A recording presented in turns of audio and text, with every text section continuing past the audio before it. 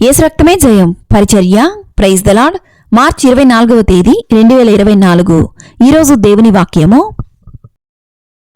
మట్టల ఆదివారం శుభాకాంక్షలు.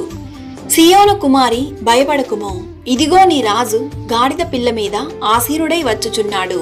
యోహాను సువార్త 12వ అధ్యాయం 14వ వాక్యము. క్రీస్తునందు ప్రియమైన వారులారా, హోసన్నా హోసన్నా హోసన్నా అని దావీదు కుమారుడైన మెస్సియా యెరూషలేమునకు ప్రయాణమై వస్తూ ఉన్నాడు. ఈ దినాన్ని మనము మట్టల ఆదివారముగా జరుపుకుంటున్నాం. ఆదివారం నాడు యేసు తన శిష్యులతో యెరూషలేమునకు ప్రయాణమయ్యెను. బెతానియా ఎదురుగా బెత్బెగే అను గ్రామంలోనికి వచ్చెను. ఆ గ్రామములో కట్టబడిన గాడిద పిల్లను తెమ్మని చెప్పి దాని మీద యేసు యెరూషలేమునకు వెళ్లడం జరిగింది. గాడిద కట్టబడినటువంటి శాపగ్రస్తమైన ఒక జీవితానికి నిదర్శనం. అదే విధముగా యుద్ధము చేయువారు గుర్రము మీద వచ్చెదరు, గాడిద మీద వచ్చేవారు సమాధాన పరిస్థితిని కలుగజేయడానికి వస్తున్నారు. ఆయన యుద్ధము చేయు రాజుగా కాక సమాధాన రాజుగా వస్తున్నారు.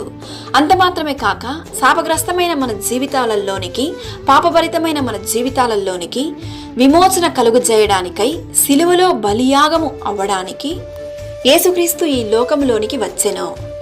ఈ మట్టల ఆదివారపు దినాన మన జీవితాలను దేవునికి సమర్పించుకుందాం.